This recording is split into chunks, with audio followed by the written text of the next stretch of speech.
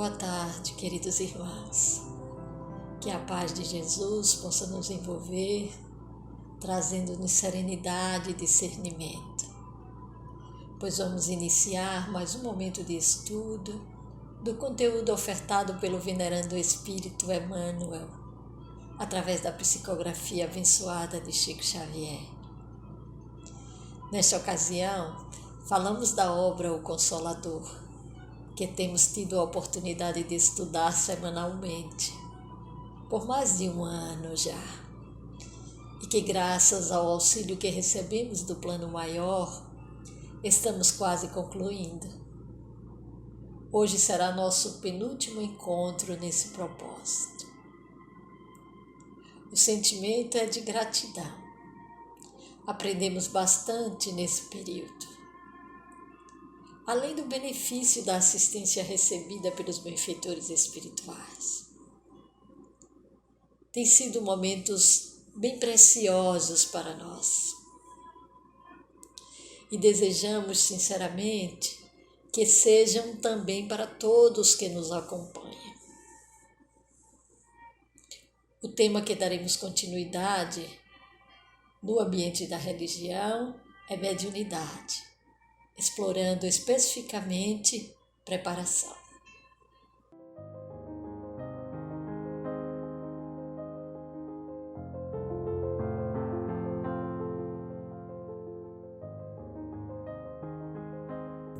E a nossa primeira questão de hoje é a de número 400. Poderá admitir-se que um médium se socorra de outro médium para obter o amparo dos seus amigos espirituais? E a resposta do mentor: é justo que um amigo se valha da estima fraternal de um companheiro de crença para assuntos de confiança íntima e recíproca. Mas na função mediúnica, o portador dessa ou daquela faculdade deve buscar em seu próprio valor o elemento de ligação com os seus mentores do plano invisível, sendo contraproducente procurar o amparo nesse particular fora das suas próprias possibilidades, porque de outro modo seria repousar numa fé alheia, quando a fé precisa partir do íntimo de cada um no mecanismo da vida. Além do mais, cada médium possui a sua esfera de ação no ambiente que lhe foi assinalado. Abandonar a própria confiança para valer-se de outrem seria sobrecarregar os ombros de um companheiro de luta, esquecendo a cruz redentora que cada espírito encarnado deverá carregar em busca da claridade divina. O espírito André Luiz, numa mensagem intitulada Benfeitores e Bênçãos, inserida no livro Estude Viva, psicografia de Chico Xavier e Valdo Vieira, esclarece: confiemos nos benfeitores e nas bênçãos que nos enriquecem os dias, sem, no entanto, esquecer as próprias obrigações no aproveitamento do amparo que nos ofertam. Instrutores da alma que nos orientam à viagem de elevação, por muito nos protejam, não nos suprimem o suor da subida moral. Todos temos problemas reclamando o concurso alheio, mas ninguém pode forjar a solução do esforço para o bem, que depende exclusivamente de nós. E Emmanuel, no livro Fonte Viva, no capítulo 84, expõe: obedecendo ou administrando, ensinando ou combatendo, é indispensável afinar o nosso instrumento de serviço pelo diapasão do Mestre, se não desejamos prejudicar-lhe as obras. Evitemos a execução insegura, indistinta ou perturbadora. oferecendo-lhe plena boa vontade na tarefa que nos cabe. E o reino divino se manifestará mais rapidamente onde estivermos.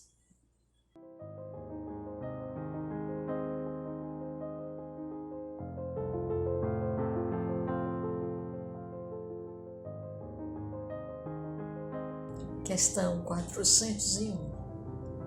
A mistificação sofrida por um médium significa a ausência de amparo dos mentores do plano espiritual? Responde o benfeitor. A mistificação experimentada por um médium traz sempre uma finalidade útil, que é a de afastá-lo do amor próprio, da preguiça no estudo de suas necessidades próprias, da vaidade pessoal ou dos excessos de confiança em si mesmo. Os fatos de mistificação não ocorrem à revelia dos seus mentores mais elevados, que somente assim o conduzem à vigilância precisa e às realizações da humildade e da prudência no seu mundo subjetivo. No livro dos Médiuns, o item 303 trata especificamente das mistificações. Lá nós encontramos o seguinte questionamento: por que permite Deus que pessoas sinceras e que aceitam o espiritismo de boa fé sejam mistificadas? Não poderia isto ter o inconveniente de lhes abalar a crença? E a resposta é dada pelo Espírito de verdade. Se isso lhes abalasse a crença, é que não tinha muito sólida a fé.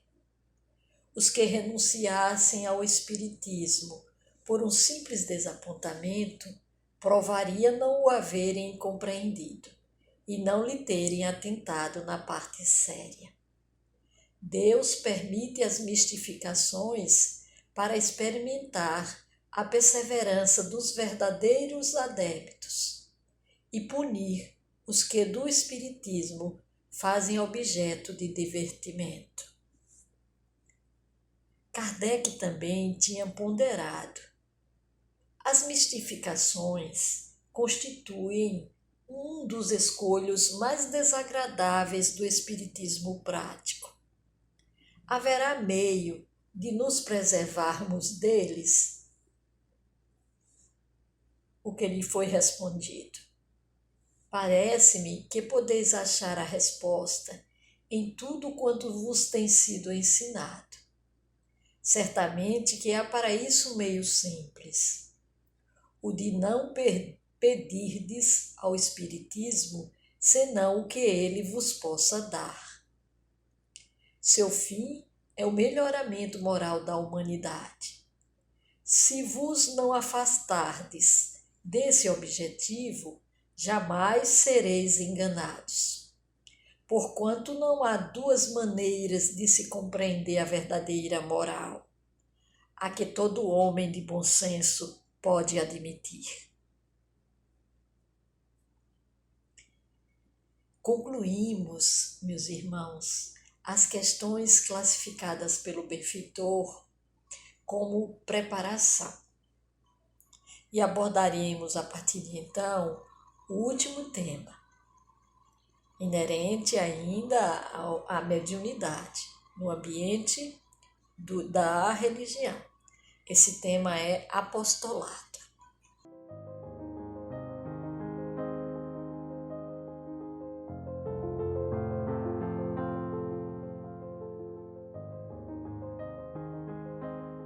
Questão 402, já no novo tema. Seria justo aceitar remuneração financeira no exercício da mediunidade? Responde Emmanuel: quando um médium se resolva a transformar suas faculdades em fonte de renda material, será melhor esquecer suas possibilidades psíquicas e não se aventurar pelo terreno delicado dos estudos espirituais. A remuneração financeira, no trato das questões profundas da alma, estabelece um comércio criminoso, do qual o médium deverá esperar no futuro os resgates mais dolorosos. A mediunidade não é ofício do mundo, e os espíritos esclarecidos na verdade e no bem conhecem, mais do que os seus irmãos da carne, as necessidades dos seus intermediários. Martins Peralva, no livro de sua autoria Mediunidade e Evolução, no capítulo 2, evidencia: o ensino de Jesus, aplicado à mediunidade, é claro: dai de graça o que de graça recebestes. O médium interesseiro nas coisas materiais caminha na direção do abismo. O exercício mediúnico deve ser realizado com amor. É missão sagrada no auxílio ao próximo em nome de Jesus. Também na codificação espírita recebemos as mesmas orientações. Primeiro, buscamos no Evangelho segundo o Espiritismo, capítulo 26. No item 7, nós coletamos: os médiuns atuais, pois que também os apóstolos tinham mediunidade, igualmente receberam de Deus um dom gratuito, o de serem intérpretes dos Espíritos para a instrução dos homens, para lhes mostrar o caminho do bem e conduzi-los à fé, não para lhes vender palavras que não lhes pertencem, a eles médiuns, visto que não são fruto de suas concepções, nem de suas pesquisas, nem de seus trabalhos pessoais. E no mesmo capítulo, no item 9, a mediunidade séria não pode ser e não será nunca uma profissão, não só porque se desacreditaria moralmente, identificada para logo como a dos ledores da boa sorte, como também porque um obstáculo a isso se opõe. É que se trata de uma faculdade essencialmente imóvel, fugidia e imutável, com cuja perenidade, pois, ninguém pode contar. Ela não existe sem o concurso dos espíritos. Daí vem não haver no mundo um único médium capaz de garantir a obtenção de qualquer fenômeno espírita em dado instante. E no livro dos médiuns, buscamos o item 306. Médiuns interesseiros não são apenas os que porventura exijam uma retribuição fixa. O interesse nem sempre se traduz pela esperança de um ganho material, mas também pelas ambições de toda sorte, sobre as quais se fundem esperanças pessoais. É esse um dos defeitos de que os espíritos zombeteiros sabem muito bem tirar partido e de que se aproveitam com uma habilidade, uma astúcia verdadeiramente notáveis, embalando com falaciosas ilusões os que desse modo se lhes colocam sob a dependência. Em resumo, a mediunidade é uma faculdade concedida para o bem, e os bons espíritos se afastam de quem pretenda fazer dela um degrau para chegar ao que quer que seja, que não corresponda às vistas da providência.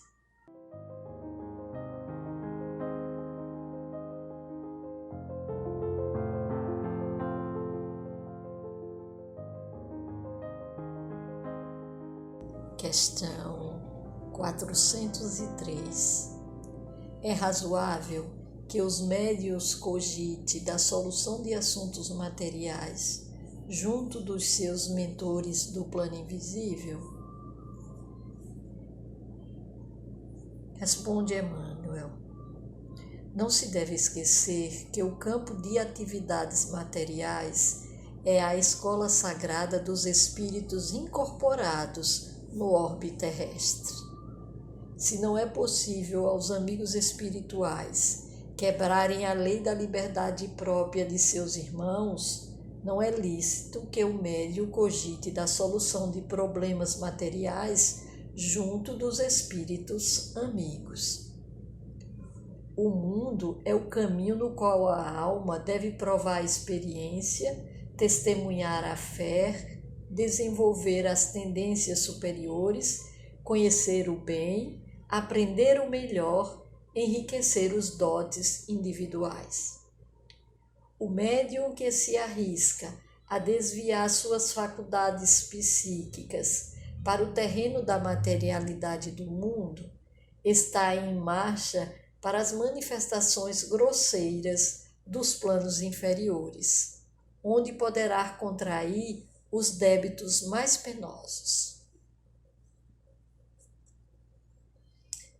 Podemos ainda ouvir nas palavras de André Luiz, no livro Conduta Espírita, psicografia de Valdo Vieira, no capítulo 25, que trata da conduta perante os mentores espirituais. Apagar a preocupação de estar em permanente intercâmbio com os espíritos protetores, roubando-lhes tempo para consultá-los a respeito de todas as pequeninas lutas da vida, inclusive problemas que deva e possa resolver por si mesmo. O tempo é precioso para todos. Furtar-se de crer em privilégios e favores particulares para si, tão somente porque esse ou aquele mentor lhe haja dirigido a palavra pessoal de encorajamento e carinho. Auxílio dilatado, compromisso mais amplo.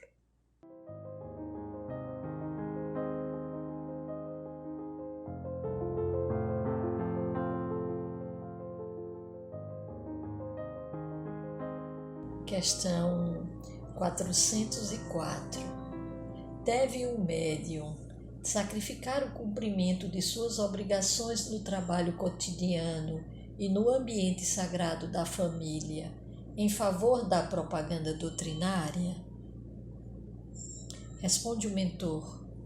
O médium somente deve dar aos serviços da doutrina a cota de tempo de que possa dispor entre os labores sagrados do pão de cada dia e o cumprimento dos seus elevados deveres familiares. A execução dessas obrigações é sagrada e urge não cair no declive das situações parasitárias ou do fanatismo religioso. No trabalho da verdade, Jesus caminha antes de qualquer esforço humano, e ninguém deve guardar a pretensão de converter alguém, quando nas tarefas do mundo há sempre oportunidade para o preciso conhecimento de si mesmo. Que médium algum se engane em tais perspectivas. Antes sofrer a incompreensão dos companheiros que transigir com os princípios, caindo na irresponsabilidade ou nas penosas dívidas de consciência. Os esclarecimentos do benfeitor nos faz recordar de um texto de Humberto de Campos, intitulado História de um Médium. Esse texto está inserido no livro Novas Mensagens, psicografia de Chico Xavier. Humberto narra a trajetória de um irmão com a faculdade psíquica bem aflorada, com perspectiva de ser instrumento de muita utilidade no intercâmbio entre os dois planos da vida. Mas sob a influência de alguns companheiros de jornada na doutrina, e também por sua própria invigilância, claro, terminou sua experiência terrena nas palavras de Humberto, sob os efeitos de uma obsessão terrível e dolorosa.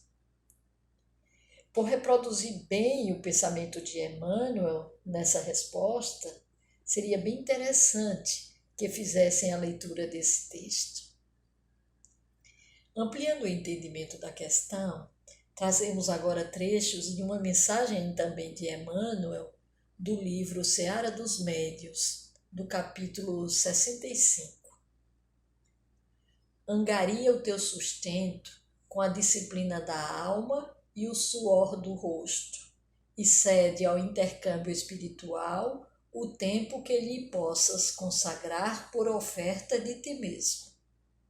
Não te rendas a ilusões, nem te creias maior. Além do manancial, corre a fonte. Além da fonte, vem o córrego. Além do córrego, desponta o riacho. Além do riacho, aparece o rio. E além do rio, surge o mar. Primeiro a obrigação que nos purifique.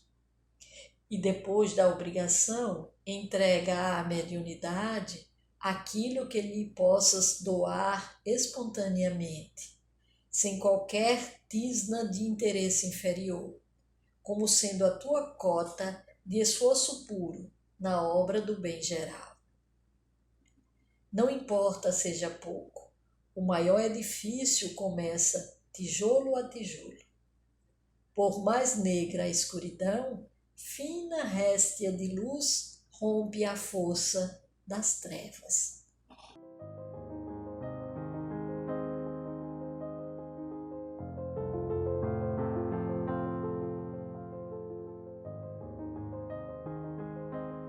Questão 405. Poder-se-á admitir que os espíritas se valham de um apostolado mediúnico para a solução de todas as dificuldades da vida? Responde o benfeitor: o médium não deve ser sobrecarregado com exigências de seus companheiros relativamente às dificuldades da sorte. É justo que seus irmãos se socorram das suas faculdades em circunstâncias excepcionais da existência, como nos casos de enfermidade e outros que se lhe assemelhem. Todavia, cercar um médium de solicitações de toda natureza é desvirtuar a tarefa de um amigo, eliminando as suas possibilidades mais preciosas. E, além do mais, não se deverá repetir no espiritismo sincero a atitude mental dos católicos romanos que se abandonam junto à imagem de um santo, olvidando todos os valores do esforço próprio. Os núcleos espíritas precisam considerar que em seus trabalhos há quem os acompanhe no plano superior e que receberão sempre o concurso espiritual de seus irmãos libertos da carne. Dependendo a satisfação desse ou daquele problema particular, dos méritos de cada um. Proceder em contrário é eliminar o aparelho mediúnico, fornecendo doloroso testemunho de incompreensão. O Espírito de Verdade, no item 303 do Livro dos Médiuns, já citado anteriormente, nos fala: o papel dos espíritos não consiste em vos informar sobre as coisas desse mundo, mas em vos guiar com segurança no que vos possa ser útil para o outro mundo. Quando vos falam do que a esse concerne, é que o julgam necessário, porém não porque o peçais.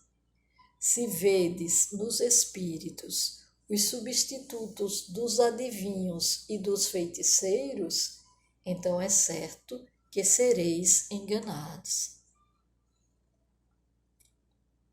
Novamente trazemos Emmanuel, agora no livro Caminho, Verdade e Vida, capítulo 100. Os auxílios do invisível são incontestáveis e jamais falham em suas multiformes expressões no momento oportuno. Mas é imprescindível não se vicie o crente com essa espécie de cooperação, aprendendo a caminhar sozinho, usando a independência e a vontade no que é justo e útil, convicto de que se encontra no mundo para aprender, não lhe sendo permitido reclamar dos instrutores a solução de problemas necessários à sua condição de aluno.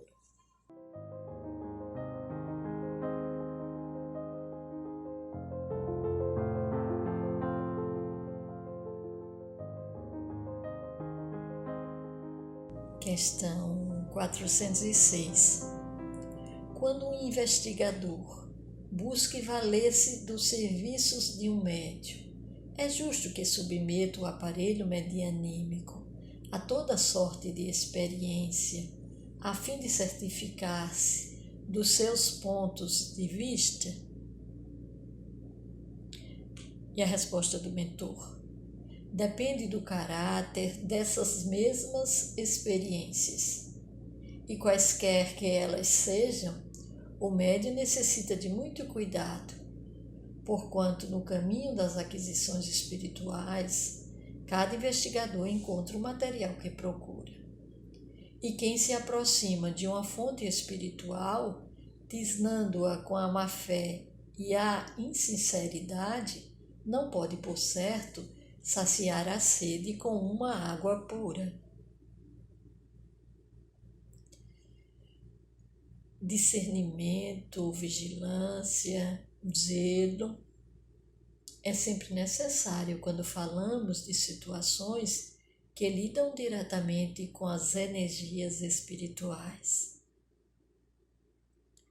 Nós sabemos que muitos foram os médiuns que se submeteram às investigações nos primeiros anos do Espiritismo, mas era uma causa necessária àquele momento. Buscando ainda a lucidez de Emmanuel, coletamos do livro Caminho, Verdade e Vida, capítulo 128. Se guardas contigo preciosa experiência espiritual, indubitavelmente poderás usá-la todos os dias, utilizando-a em doses apropriadas, a fim de auxiliares a cada um dos que te cercam na posição particularizada em que se encontram. Mas não barateis o que a esfera mais alta te concedeu, entregando a dádiva às incompreensões criminosas, porque tudo que se conquista do céu é realização intransferível. E mais uma vez buscamos André Luiz no livro Conduta Espírita, capítulo 43, perante a ciência. Desaprovar os procedimentos que, embora rotulados de científicos, venham de encontro aos ensinamentos espíritas. À ciência humana sobrepõe-se a ciência divina. Amigos, concluímos por hoje agradecidos ao alto e aguardamos a próxima semana para a conclusão geral. Exploraremos, se Deus assim permitir, as últimas questões. Paz e luz a todas as consciências. Até a próxima semana.